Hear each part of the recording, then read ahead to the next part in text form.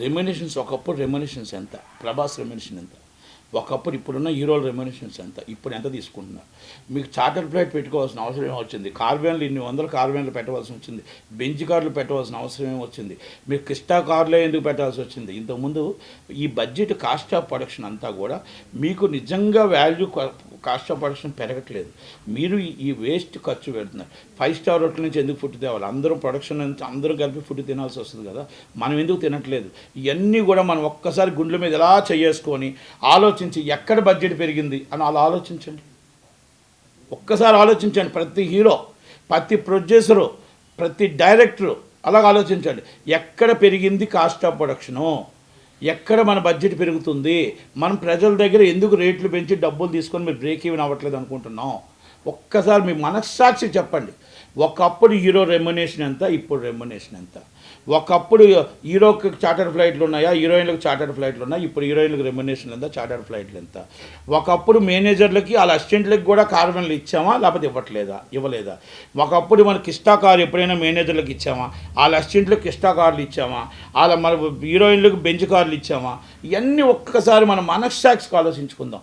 ఎప్పుడైనా 5 star hotel నుంచి food మనం తీసుకొచ్చి రోజుకు 5 లక్షలు 4 లక్షలు ఫుడ్ వేస్ట్ చేసామా? ఇవన్నీ నిజాలు. అబద్ధం అయితే ఒక్కలైనా నా దగ్గరికి వచ్చి మాట్లాడండి. ఇది అబద్ధం, ఇది నిజం కాదు, మేము కాస్ట్ ఆఫ్ ప్రొడక్షన్ దగ్గర ఫుడ్ తింటున్నాం, మేము కార్లు పెట్టట్లేదు, కార్వెన్లు పెట్టట్లేదు, మేము చార్టర్ ఫ్లైట్లు పెట్టట్లేదు అని ఒక్కసారి మనస్సాక్షికి ఎవ్వరున్నా కూడా చెప్పొచ్చు. ఆ డబ్బుని ఎవరి మీద వేస్తున్నారండి రేటు?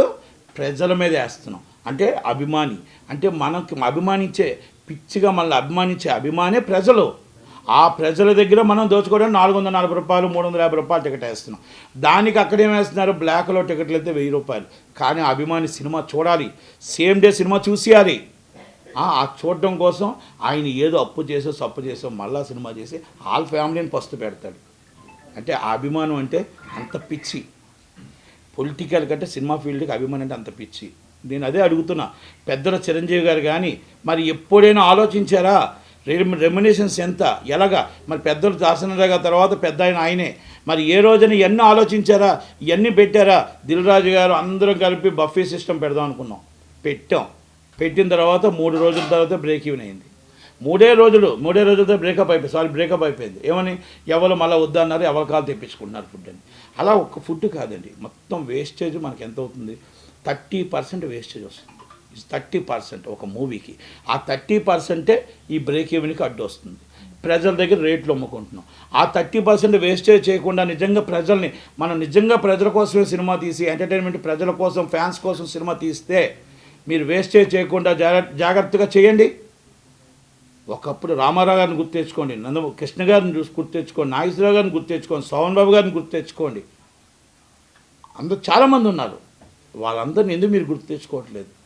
అంటే ప్రజల కోసమే సినిమా తీశారు. ప్రజల కోసం రెమ్యునేషన్ పెంచాలంటే ఆలోచించి పెంచారు.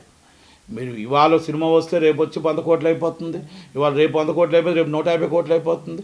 150 కోట్లు పాన్ ఇండియా అంటున్నారు, పాన్ ఇండియా 200 కోట్లు అంటారు. చిన్న హీరోకి పాన్ ఇండియా, పెద్ద హీరోకి పాన్ ఇండియా. అంటే పాన్ ఇండియా అంటే అర్థం విలువ పోయింది. అది కాదండి, తెలుగు సినిమాకి తెలుగు సబ్జెక్ట్ నేటివిటీ, తమిళకి తమిళ నేటివిటీ. పాన్ ఇండియా సినిమాలు పాన్ ఇండియాకి వస్తాయి. పాన్ ఇండియా సినిమాలు అన్నీ పాన్ ఇండియా అవ్వవు, కొన్ని పాన్ ఇండియా అవుతాయి. అంతేగాని ప్రతిదీ పాన్ ఇండియా పెట్టడం, రెమ్యునేషన్ తీసుకోవడం, ఇది ఎంత దాకా కరెక్టు? అంటే హీరోలకి డేట్స్ కావాలి, నిర్మాతలకు డేట్స్ కావాలి. ఆ డేట్స్ కోసం వాళ్ళు ఎంతైనా చేస్తున్నారు. ఇక్కడ నుంచి అమెరికా నుంచి కొత్తగా ఇంపోర్ట్ అయ్యారు ఈ అమెరికా నిర్మాతలు. ఆ నిర్మాతలు అందరూ కలిపి వాళ్ళకి ఎంత డబ్బు కంటే అంత డబ్బు ఇస్తున్నారు, ప్రజల దగ్గర దోచుకుంటున్నారు. ఈ గవర్నమెంట్లు కూడా కళ్ళు మూసుకుపోయి కూర్చుంటున్నారు.